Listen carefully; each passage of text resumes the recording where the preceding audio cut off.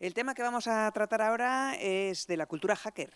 Sí, me mira desde ahí Roberto Casado y en esta charla Roberto nos va a explicar un poco cómo ha sido pues, la evolución de este tipo de cultura. Me dicen que te vas a apoyar en series, en películas, en vídeos. Bueno, es una buena oportunidad para que sepamos en qué punto se encuentra, no sé si llamarlo esta técnica o ahora nos lo vas a decir. Roberto Casado es ingeniero en informática y es integrante de Euskal Hack Team.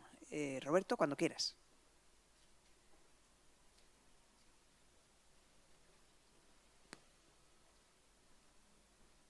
Bueno, pues es que ricasco por la presentación. Mientras vamos poniendo la presentación, pues para mí es un placer estar aquí. Y para mí es una sorpresa que un miércoles a las 7 de la tarde, pues haber tanta gente y tanta afluencia. De verdad que tenéis mérito, casi más que yo, que al fin y al cabo yo voy a venir sí o sí. Bueno, pues la charla de hoy al final es hablar de ciberseguridad, pero es hablar de ciberseguridad de una manera diferente. Yo creo que cuando en general se habla de incidentes informáticos o cuando se habla de cultura hacker o cuando se habla de un montón de cosas, vamos al titular, ¿no? El mundo se va a acabar. Y al final, directamente en lo que nosotros o que lo que nosotros percibimos muchas veces es que la gente tiene miedo a la tecnología. Y bueno, la seguridad es una parte importante en el desarrollo de la tecnología porque tenemos que conseguir que las tecnologías que vamos integrando en nuestras vidas sean lo más seguras posibles, pero yo creo que también es un reto que tenemos que abordar con cierto optimismo. Las tecnologías nos han facilitado muchísimo la vida. Y a lo largo de la charla de hoy, pues voy a hablar un poquito de libros, de series, de cosas que han ido pues, generando este mare magnum en el que hoy en día nos encontramos y que, bueno, pues oye, aparte de este rato que vamos a pasar juntos, si a alguno le apetece al llegar a casa, pues comprarse un libro o descargar un libro o ver una serie o ver una película, pues mira, a mí me han parecido interesante y espero que a vosotros os gusten.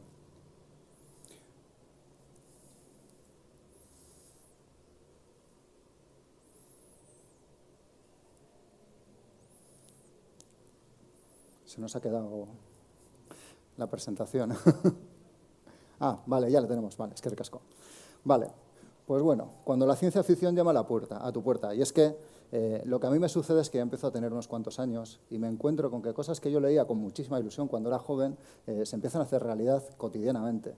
Y eso, ojo, la verdad es que es un cambio que a mí me gusta recordarlo con cierta nostalgia, pero también es verdad que joder, me asusta un poco y realmente muchas veces digo, esta gente que escribía ciencia ficción, qué buena era. O sea, cómo ha sido capaz de predecir lo que iba a ocurrir en 20, 30 años, que es una verdadera maravilla.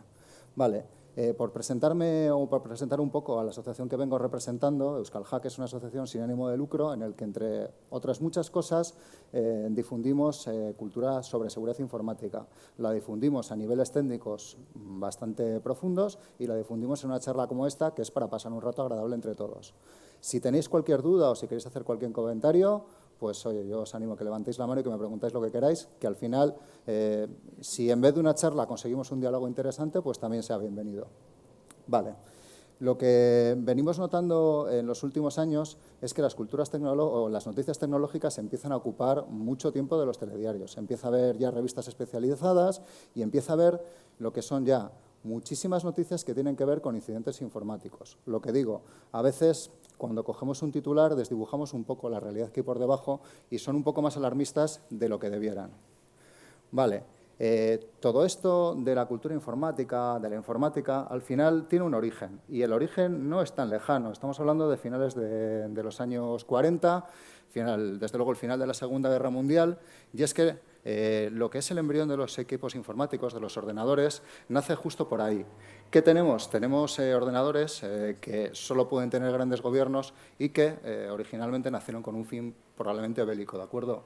Se da la circunstancia de que al principio de la Segunda Guerra Mundial aparecen diferentes tecnologías que hacen explotar o que hacen necesario el empleo de autómatas para resolver problemas que el ser humano no es capaz de resolver por sí mismo.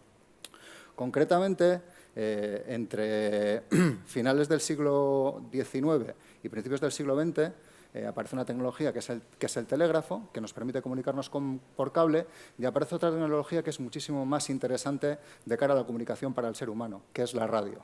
La radio es una tecnología que nos permite comunicarnos a miles de kilómetros de distancia.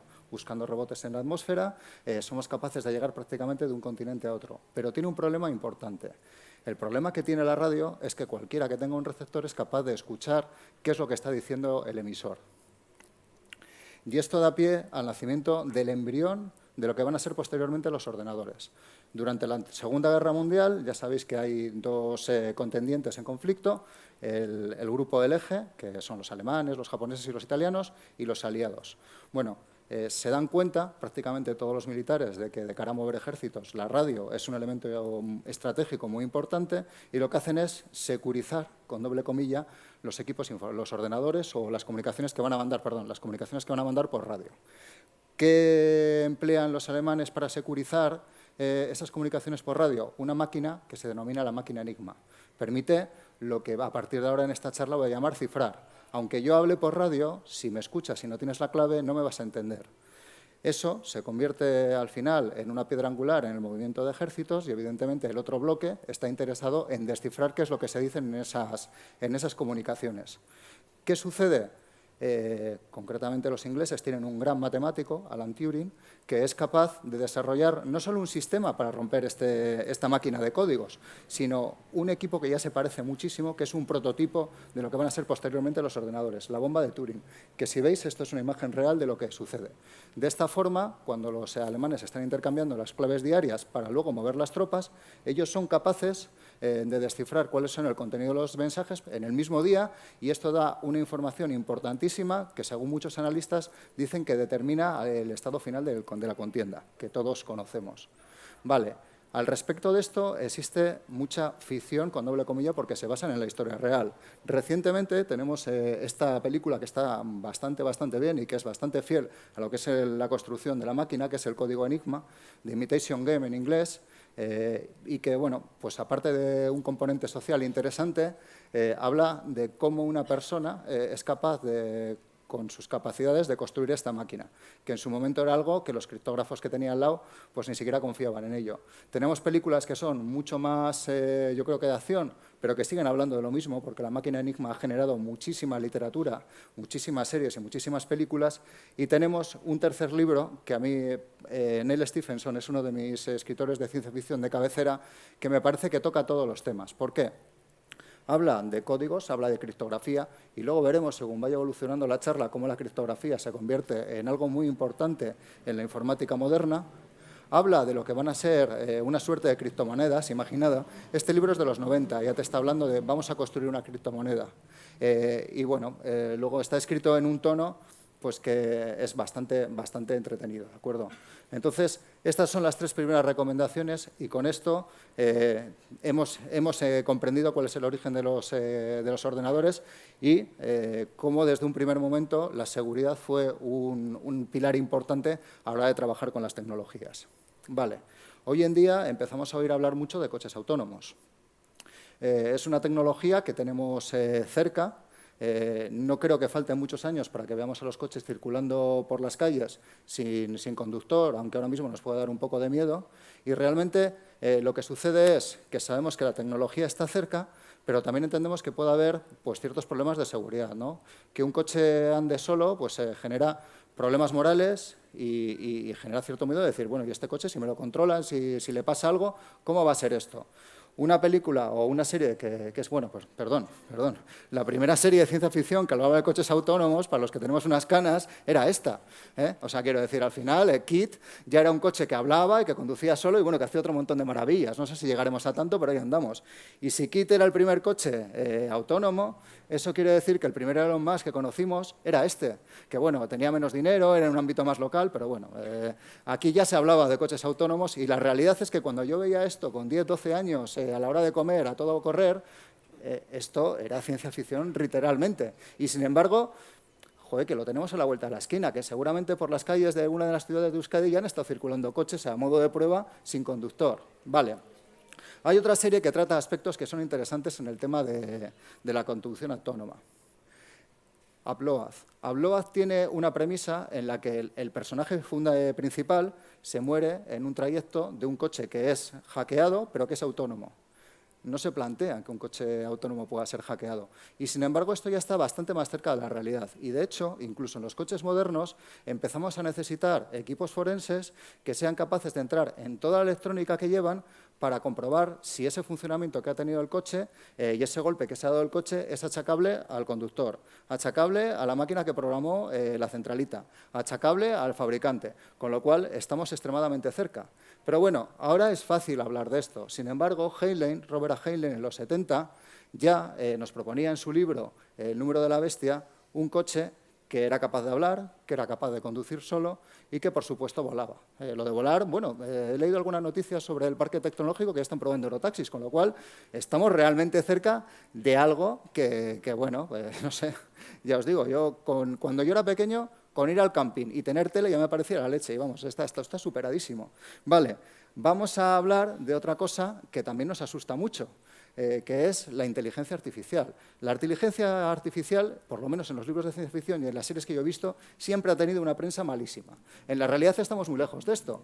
Pero bueno, si empezamos con las primeras películas que hablan de inteligencia artificial, una odisea en el espacio, Kubrick, una obra cumbre del cine, hay que verla con calma porque esta película, por lo menos para mí, es difícil de digerir. Pero ya nos habla de un ordenador que autónomamente empieza a tomar decisiones en contra de las personas o de los humanos que lo están empleando.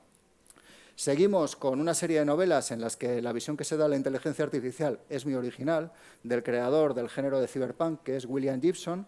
El ciclo de Sprawl es razonablemente interesante y aquí se habla de conceptos como el ciberespacio, él lo llama de otra manera, de conceptos como hackers, vaqueros de consola, lo llama él, y de conceptos como inteligencia artificial. Y la inteligencia artificial aquí adquiere un aspecto bastante humano. Son entes que tienen ya voluntad propia y que quieren desligarse un poco de aquel que los ha creado, pero no tienen una connotación negativa. Y bueno, por supuesto, pues tenemos cosas como Terminator, ¿no? En el que bueno, la inteligencia artificial directamente acaba con el mundo. Como vengo diciendo, la ciencia ficción a la inteligencia artificial no la ha tratado muy bien.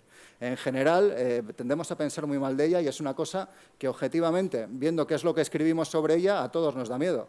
Pero en la realidad, la inteligencia artificial la podemos emplear para muchísimas cosas que nos facilitan bastante la vida. Y de hecho ya se está empleando para tomar decisiones que para un ser humano serían monótonas y para una máquina son automáticas y realiza en un 99,9% correctamente. Vale.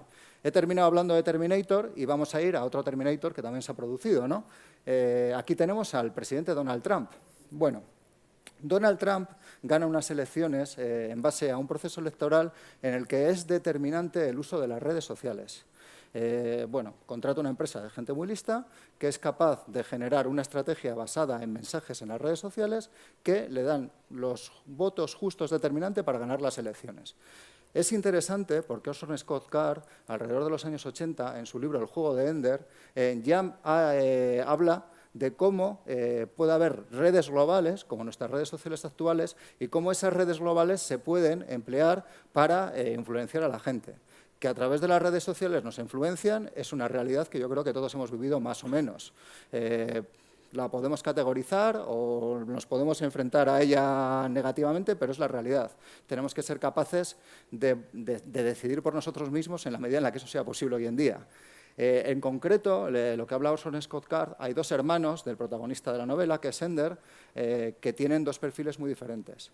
Y lo que hacen es, a través de un aparato electrónico que es similar a un reloj, según lo que cuenta Orson Scott Card en los años 80, todo el mundo está conectado a una red global. Eso también nos suena, ¿no? Que llevemos algo encima, que estemos todo el día conectados a una red global y que podamos hablar con todo el mundo, nos suena.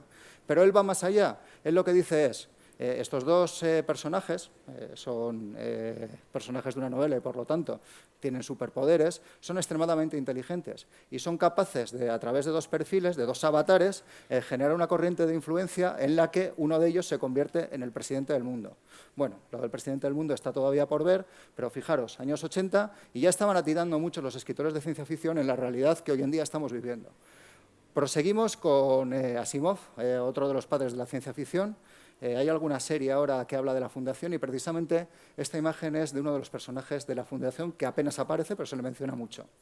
Lo que es la piedra angular de la fundación es que este señor, Harry Seldon, a través de unos procesos estadísticos, es capaz de determinar qué es lo que va a suceder con la humanidad en el futuro de una manera global.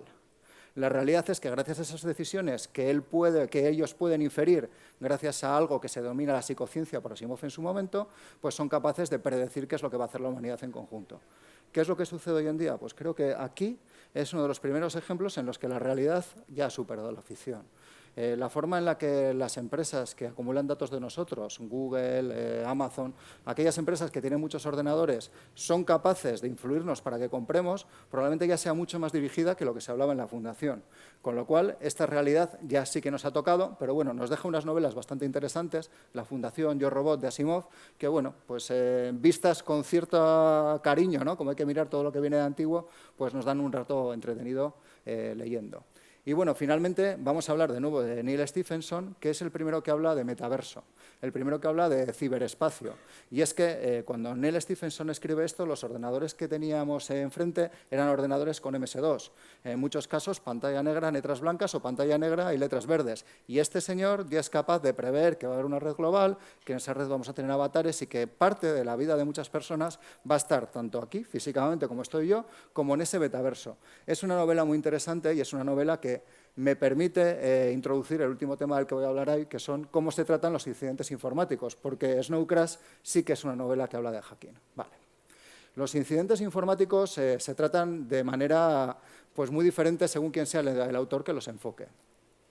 Estos dos libros, no sé si están los dos traducidos al castellano, Trojan Horse y Zero Day, son de Mark Russinovich. Tienen una característica que los hace especiales y yo creo que únicos en su género, y es que Mark Russinovich, aparte de ser un escritor bueno, es uno de los mejores programadores de seguridad que tiene Microsoft. Y como esa experiencia como programador de seguridad y de trabajador de Microsoft, él lo que hace es novelar dos incidentes informáticos que son bastante reales y bastante cercanos a lo que podría suceder. Bueno, Robocop es el tercero. Tenemos recientemente una película del novio del Zapataki, en la que, bueno, pues todo es ficción, para empezar, porque no existe ni un informático con esos bíceps ni con esos abdominales. Pero bueno, trata lo que puede ser un incidente informático de una manera muy hollywoodiana, ¿no? Tenemos un incidente en una central nuclear en la que por un ataque informático la central nuclear explota. Y bueno, yo creo que todos nos hemos puesto un poco las pilas y eso es extremadamente poco probable que pase. O sea, que va a haber la misma probabilidad que un tsunami. Pero no deja de ser una realidad que durante mucho tiempo ha estado ahí, que se ha novelado, que se han hecho películas sobre ella y que, bueno, ya es ciencia ficción, pero no tanto. El caso es que, para los que tenemos unos años, una película de referencia, esta es la que nosotros veíamos cuando empezamos a estudiar en la Universidad de Informática, era Hackers. Hay que mirarla con cariño, hay que mirarla también teniendo en cuenta que Angelina Jolie en aquel momento pues era una chavala preciosa. Y bueno, pues la película sí que habla un poquito del submundo hacker, de una música electrónica innovadora y pues eso, vista con cariño te da para una hora, horita y media entretenida, aunque de lo que es de hacking se va a aprender muy poco. Lo que sí que se acerca más a la realidad, porque ya para hacer películas, en vez de cosas como esto, de coger a chicas bonitas, cogen asesores, es esta serie. En esta serie sí que se ven algunas técnicas que se parecen mucho a la realidad. Está bien. Sí que es verdad que, bueno, pues no sé hasta qué punto todo lo que sale ahí podría ser real, pero desde luego han tenido asesores y la gente que les ha estado contando cómo se hacen ataques informáticos ha acertado bastante y el tono de la serie, para ser de informáticos, es razonablemente entretenido. Vale. Volvemos a la realidad. Esto era la ciencia ficción y aquí ya sí que estamos hablando de ataques informáticos reales. Y los ataques informáticos reales, por lo menos hasta hace pocos años, es que tenían más de libro que de algo que te puedas creer. Aquí estamos hablando de un intento de robo de $1.000 millones, que no está nada mal a un país como Bangladesh. Esto está hilado por un gobierno que paga hackers. Y lo que sucede aquí es lo siguiente. Ellos llegan tranquilamente una mañana y ven que la impresora, que está en una sala importante de reuniones, no funciona. Claro, todo el mundo subcontrata. Hasta que llega el informático y empieza a sacar papeles, pues se pasan unas cuantas horas. ¿Qué es lo que sucede en ese tiempo? Que alguien que ya estaba previamente en la red estaba haciendo transferencias internacionales de fondos del Banco de Bangladesh a un banco en Malasia. Sucede que en cuanto arreglan la impresora, ahí empiezan a chorrear dineros y dineros para punta pala y se dan cuenta de que tienen un problema grande. ¿Qué es lo que ha sucedido en la realidad? En la realidad sucede que por un correo electrónico, hace pues 2 o 3 años, esto se planeó con mucho tiempo, uno de los empleados se había descargado un malware a través de un macro de informática, presumiblemente, que se había instalado en la red del Banco de Bangladesh. Y desde la red habían sido capaces de ir preparando este robo, que es prácticamente genial y que casi alcanza la cifra de 1.000 millones de dólares, salvo por un pequeño detalle, y es que a la hora de realizar la transferencia, en el concepto confunden un término y la persona que tiene que hacer el suelte del pago de 900 millones de dólares dice que él eso no lo hace. Y ahí se para este robo. Pero sí que es verdad que 3 años por 80 millones de dólares, que fue lo que efectivamente consiguieron robar, no está nada mal. Tenemos aquí otro ataque informático, que esto es especialmente curioso porque esto afecta a una empresa de ciberseguridad, SolarWinds. Lo que hacen es algo que hoy en día es bastante común y es, bueno, a la empresa grande no la ataco, pero puedo atacarle a un proveedor. Meto un troyano en el programa que me distribuye el proveedor y a partir de ese momento tomo control de lo que viene a ser esa empresa.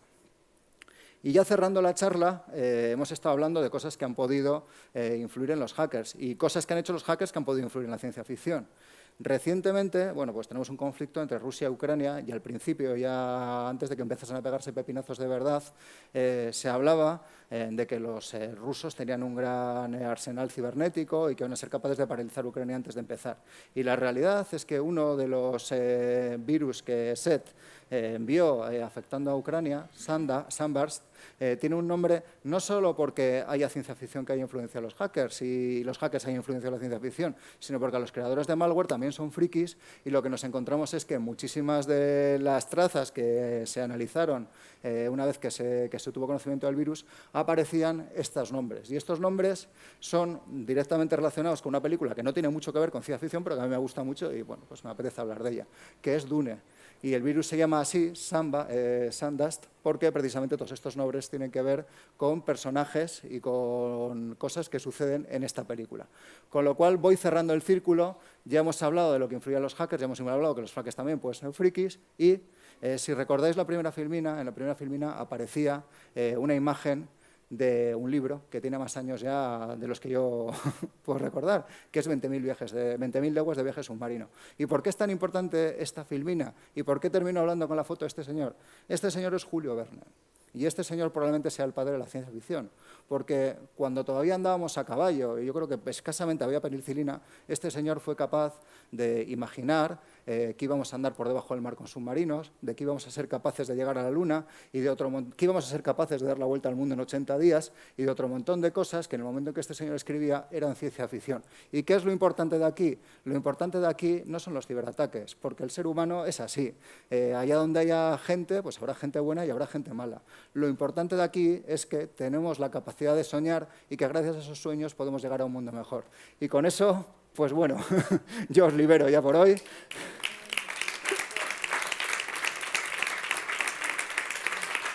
Fantástico. Vamos a dar turno a las preguntas. 2 cosas me han llamado la atención, que todavía hay alguien que use la palabra filmina. Sí. Y 2, Chris Hemsworth no sabe de informática. Que, bueno, no lo sé, no sé si sabrá. Redes sociales sí que se las debe llevar alguien. No creo que sea incompatible. Preguntas, ¿quién se anima? Yo, como es sobre la tecnología, creo que está relacionado, porque muchas veces en la tablet, cuando estoy, me salen como aplicaciones que son como para proteger, pero a veces también puede ser como para hackear. Sí. Entonces, ¿se podría saber cuáles son las buenas y cuáles son las malas de alguna manera? Bueno, si fuese tan fácil, evidentemente muchos de los problemas que sufrimos hoy en día no sucederían. Pero como recomendación que te puedo dar es, las aplicaciones hoy en día, cuando las instalas en un dispositivo móvil, pues una tablet, te dan una serie de indicaciones sobre los permisos que vas a conceder a esa aplicación. No es lógico, por ejemplo, que una linterna tenga que acceder a tus contactos o que tenga que acceder a tu micrófono o que tenga que acceder a tus fotos. Y luego hay otra cosa que para mí también es bastante indicatoria de que algo puede estar mal, y es que cuando tú vas a descargarte una aplicación de una app, que siempre tienen que ser originales, aunque paguemos por ellas, es importante ver las reviews y la gente que se la ha descargado. Es muy poco probable que una aplicación que se la han descargado millones de personas tenga algo malo a una aplicación que se han descargado 4. Y con esos 2 indicios, pues bueno, hay que ir navegando como podemos porque nadie está libre de que se la puedan liar.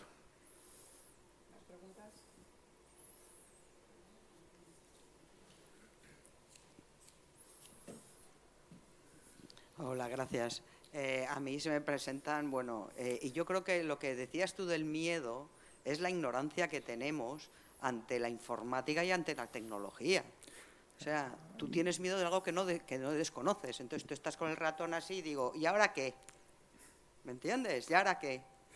Sí, ¿Qué hago? la realidad Entonces es para mí el gran desconocido, no porque tengamos miedo a algo, sino porque primero las películas hollywoodienses hacen mucho daño, ¿sabes? Y segundo, porque desconocemos totalmente, la tecnología nos sobrepasa. Y a nivel informático ni te cuento. En estos momentos la tecnología nos sobrepasa hasta lo que nos dedicamos a vivir de ella, o sea, es disparado, o sea, es exagerado. Tenemos que confiar en que el fabricante es de confianza, tenemos que confiar en que la gente que está, porque es que no hay otra forma. Hasta nosotros, los informáticos, estamos sufriendo procesos en los que máquinas que antes tenías aquí tienes que subir a ordenadores de otro y estamos pues un poco asustados, o sea, quiero decir. Pero al final, yo creo que, ya siendo un poco más filosófico, lo que nos afecta es la incertidumbre. El ser humano, aunque la vida sea cambio, lo lleva muy mal. Y la informática, por desgracia, no es un cambio que hemos elegido ninguno de nosotros. La informática es un cambio que está aquí y dentro de las posibilidades lo que tenemos que hacer es ser capaces de la mejor manera posible, ir enfocando cómo vamos haciendo las cosas, ir aprendiendo sobre la informática. Ya te digo, cuanto más abierta la mente y cuanto más sepamos dónde mirar, mejor.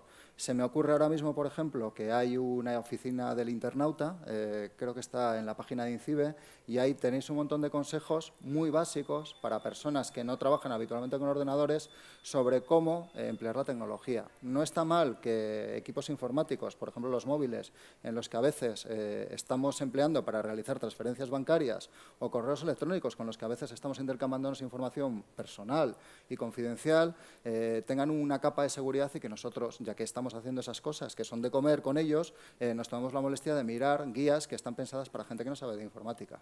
Dentro de que pues la vida es un fastidio y yo cada vez que salgo del trabajo pues me tengo que leer un manual así de cualquier cosa que ya os digo yo que no, a mí lo que me apetece es irme de vinos y no puedo. Bueno, vinos sin alcohol, ¿eh? Me queda, tú has hablado de la ética. Bueno, a nivel ético me plantean un montón de problemas porque parece que suplantan al humano.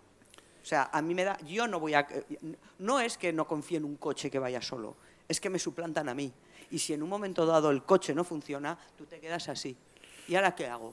Entonces, ¿vamos a quedarnos en manos de las máquinas? Y a mí, de verdad, no sé si será por la edad, no me gusta el control, ¿eh? Ni la dependencia. Lo de la edad no me deja en buen lugar porque a mí también me da cierto miedo. Entonces, a nivel ético y desde luego legal, bueno, me parece horrible.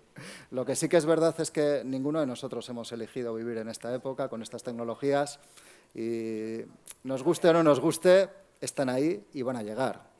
Así que, bueno, cuanto mejor preparados estemos, mejor para todos. Bueno, no sé si hay alguna pregunta más.